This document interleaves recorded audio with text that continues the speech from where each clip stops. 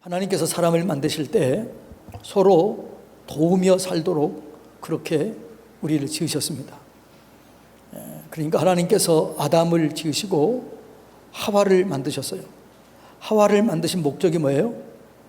돕는 배필이 되어라, 서로 도와주어라, 이렇게 하기 위해서 서로를 지은 것입니다.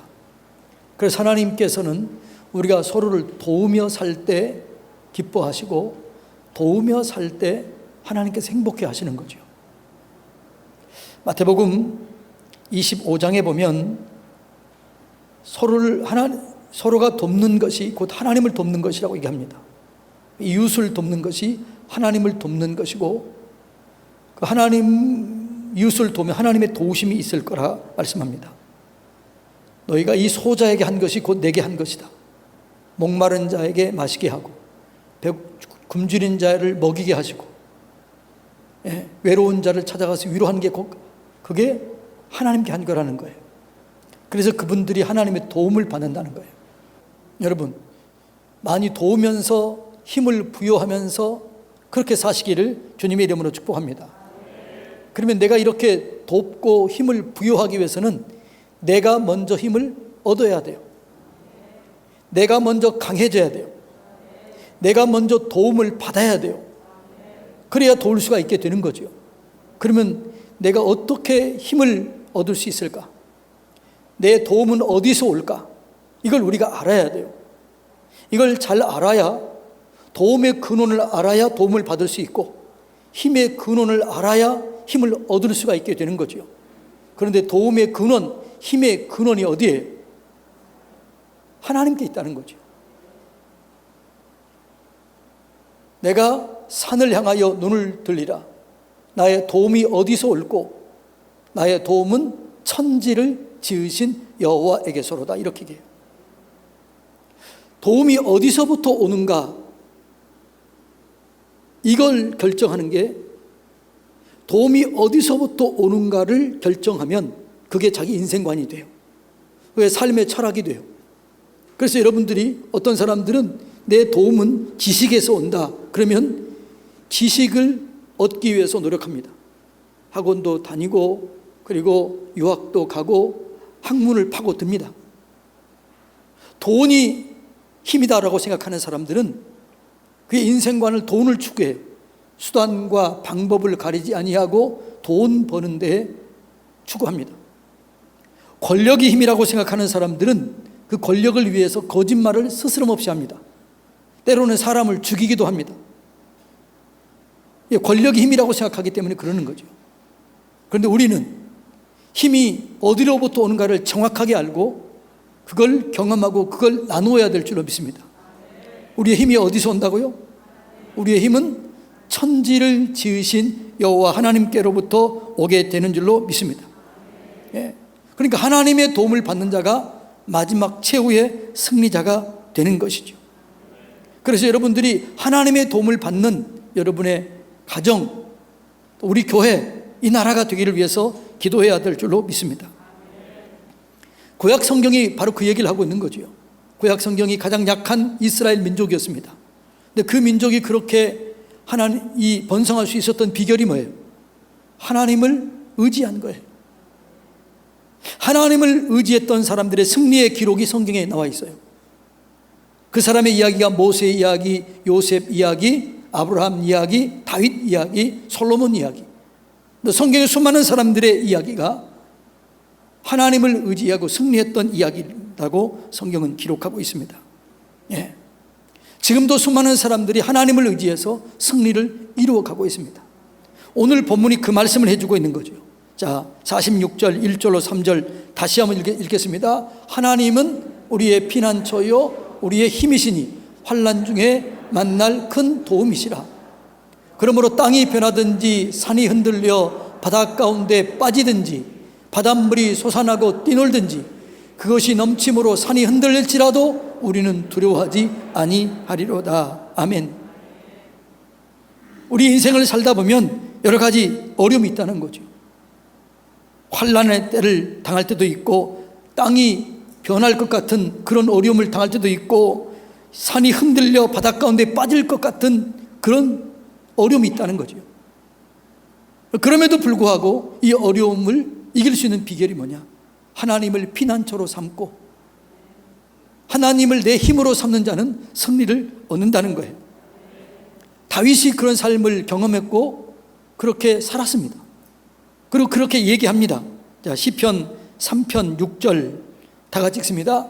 천만인이 나를 애워싸 진친다 하여도 나는 두려워하지 아니하리로다.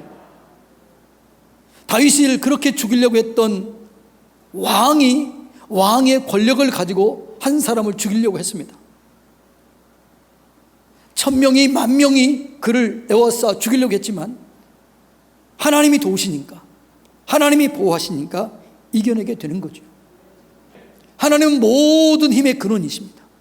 지혜의 힘 하나님께 있습니다. 솔로몬의 지혜 누가 주었어요? 하나님이 주었습니다. 삼손의 그 힘 누가 주었습니까?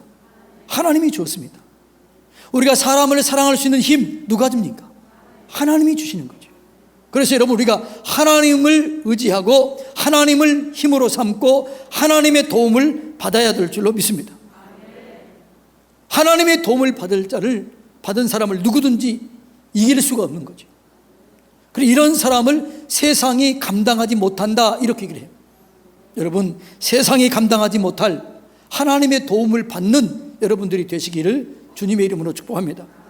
그러면 어떻게 하나님을 도움을 받을 수 있는가? 하나님의 힘, 하나님의 도움을 어떻게 받느냐라는 거죠.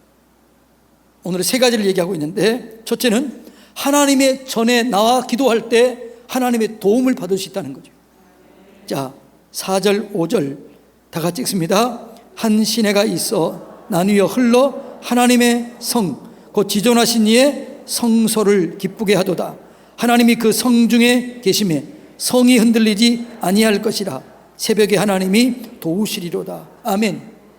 하나님이 어디에서 도우신다고요? 성전에서, 하나님의 성에서 돕는다는 거죠. 여러분, 이 시편 46편은 열왕기 하 19장, 18장, 19장의 이야기를 담고 있습니다.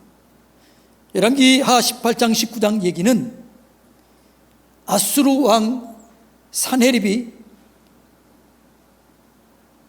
남쪽 유다를 쳐들어옵니다. 그때 왕이 히스기야 왕이었어요.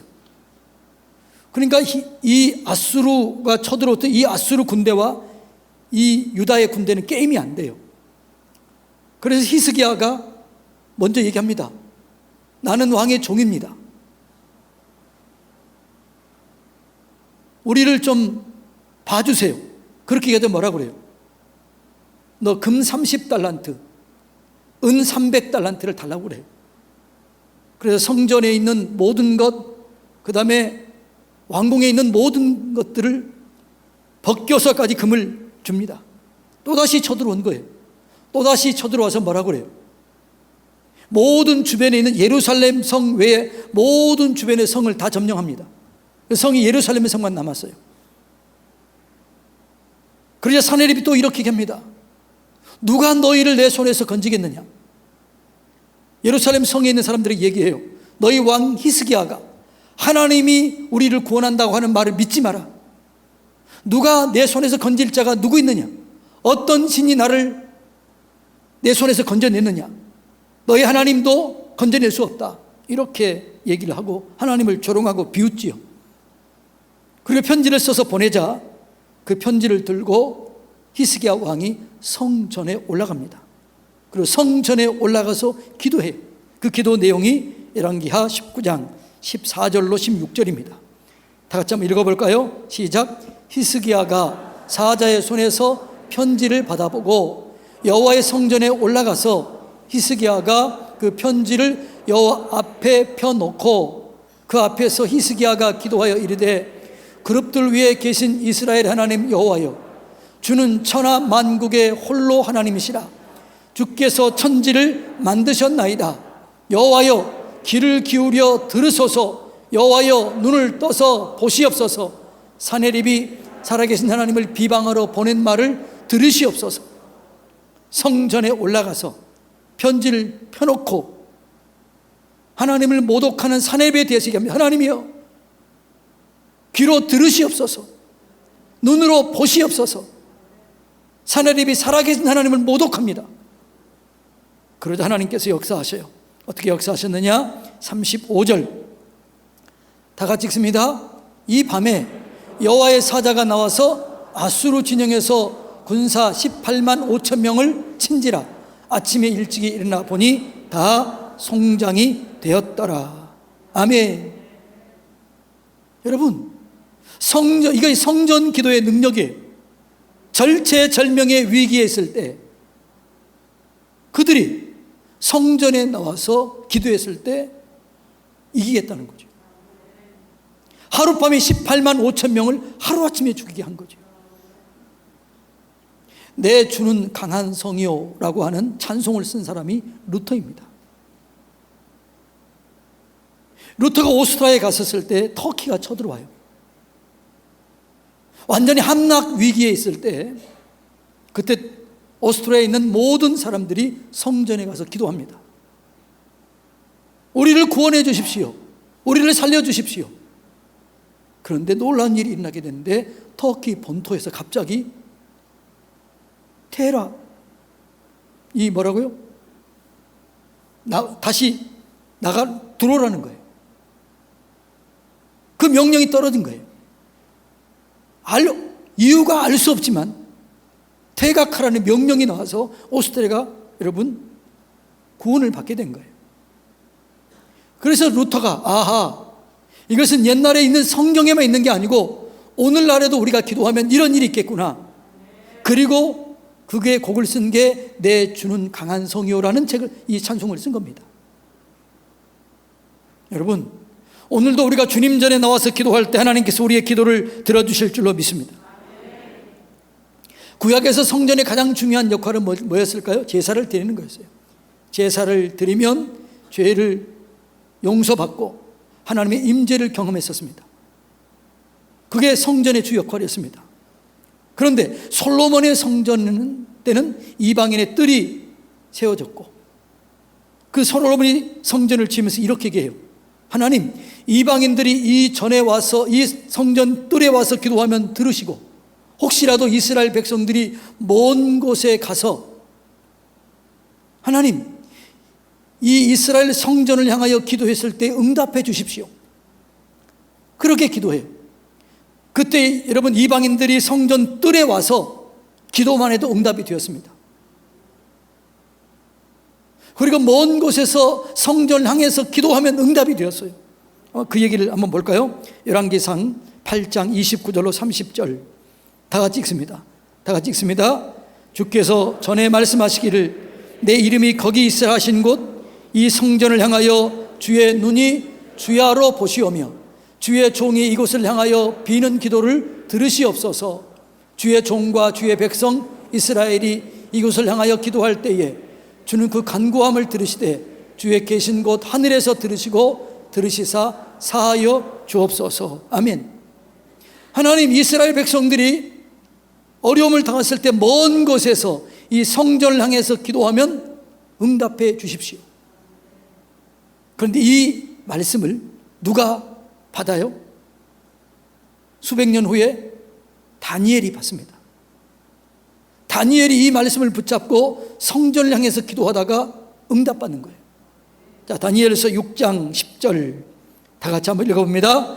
다니엘이 이 조서에 왕의 도장이 찍힌 것을 알고도 자기 집에 돌아가서는 윗방에 올라가 예루살렘으로 향한 창문을 열고, 예루살렘을 향한 창문이 어디예요? 성전이 있는 거죠. 성전을 향해서 문을 열고 기도했더니 하나님께서 그 기도를 들어주셨고 사자굴 속에서 건짐받게 했고 하나님의 살아계심을 온 천하에 나타내었습니다. 여러분, 이것이 성전 기도의 능력인 줄로 믿습니다. 신약에서는 예수님께서 자기 몸을 들이셨어요. 자기 몸을 들이심으로 죽으셨다가 사흘 만에 부활하시고 자기 예수님의 피로 모든 죄 문제를 해결하시고 제사의 문제를 해결하신 거예요. 그래서 우리는 이제 다시는 제사 드릴 필요가 없는 거죠. 예수님을 통해서 교회를 세우시고 교회를 통해서 예배하게 하고 교회를 통해서 기도하게 한 거죠. 그래서 지금 교회의 가장 큰 중요한 목적은 뭐죠? 예배, 그리고 기도의 처소예요. 우리 주님은 교회를 뭐라고 그랬어요? 내 집은 만민이 기도하는 집이다, 이렇게 얘기했습니다. 여러분, 그래서 우리가 교회에서 기도할 때, 주의 전에서 기도할 때, 합심해서 기도할 때 응답해 주실 줄로 믿습니다. 하나님은 어디 계시지만, 그러나 주의 백성들이 주의 성전 거기서 모여서 기도할 때 더 강하게 역사한다는 거죠. 자, 마태복음 18장 19절로 20절 다 같이 읽습니다. 진실로 다시 너희에게 이르노니 너희 중에 두 사람이 땅에서 합심하여 무엇이든지 구하면 하늘에 계신 내 아버지께서 그들을 위하여 이루시리라.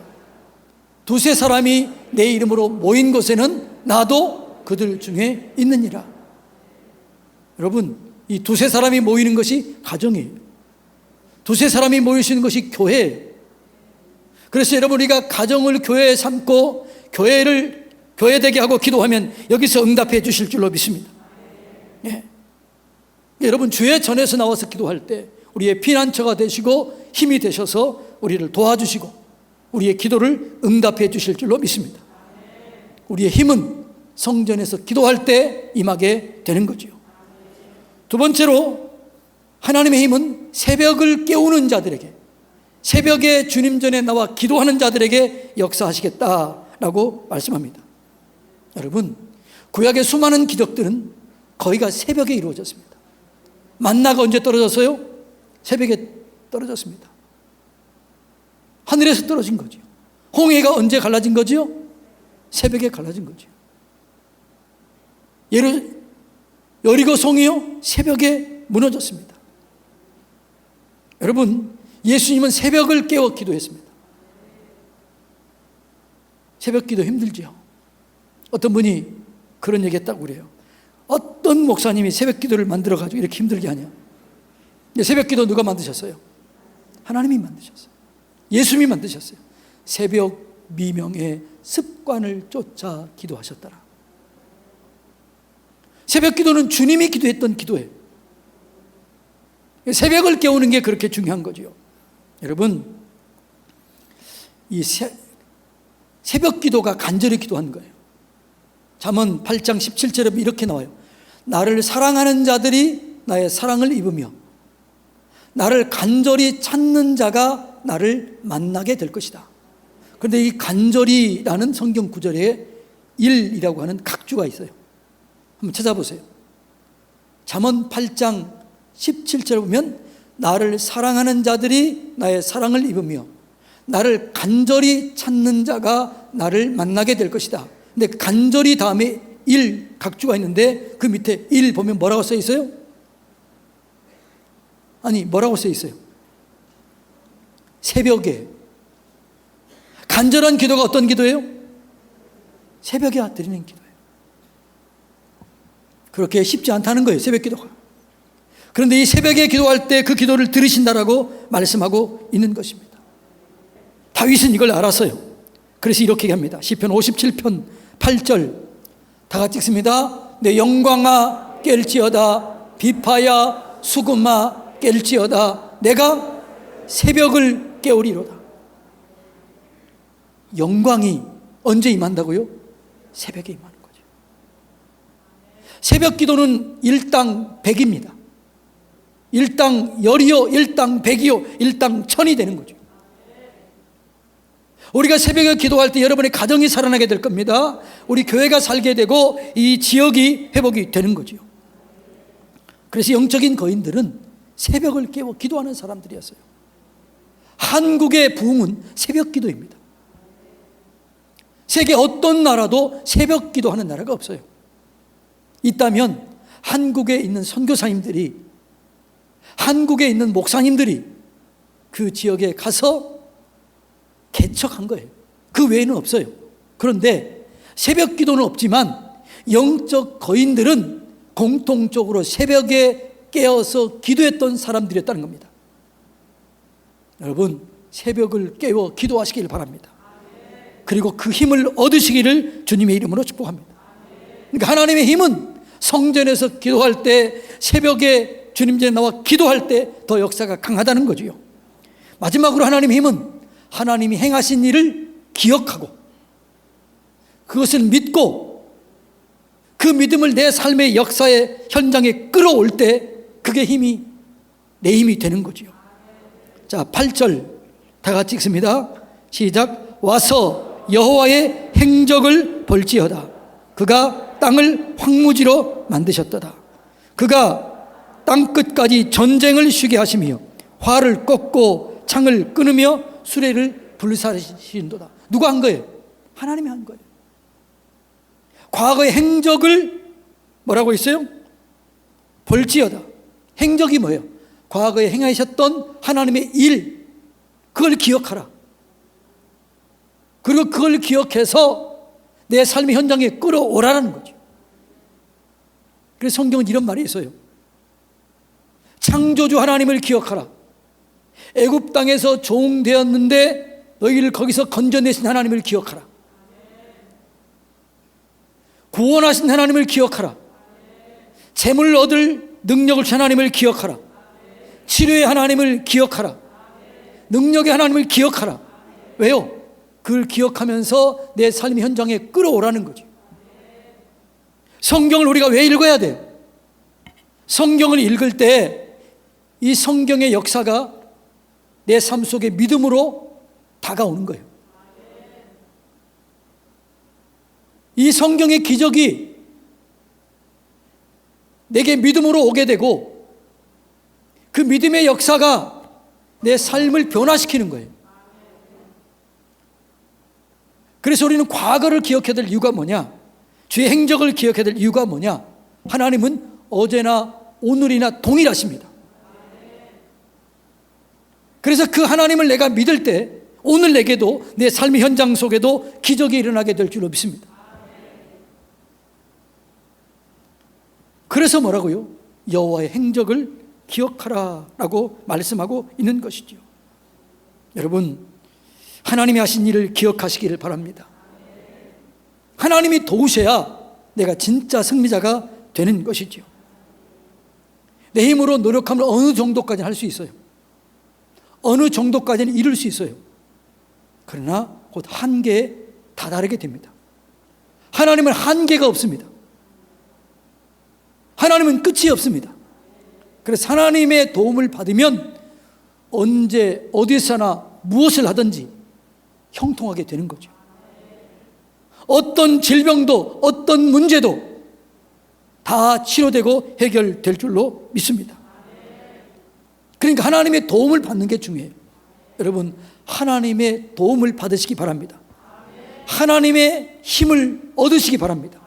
근데 하나님의 도움, 하나님의 힘은 어떻게 얻는다고요? 주의 성전에서 기도하라. 두 번째는 뭐라고요? 새벽을 깨우라. 세 번째는 뭐라고요? 여호와의 행적을 볼지어다. 하나님께서 행하셨던 기적, 하나님께서 이루셨던 그 능력, 그것을 믿어라. 내 삶의 현장으로 끌고 와라. 내 믿음대로 될지어다. 이것이 하나님의 일이에요. 사랑하는 성도님 여러분, 하나님은 우리에게 가장 귀한 것들을 예비해 놓고 계십니다. 우리의 힘이 되어주기를 원하십니다. 주의 전에 나와 기도하시고 새벽에 기도하시고 하나님이 행하신 일을 믿음으로 받아들이시고 그 하나님은 어제나 오늘이나 영원토록 동일하다는 사실을 믿고 그 믿음의 역사로 여러분의 삶 속에도 기적이 이루어지게 되기를 주님의 이름으로 축복합니다.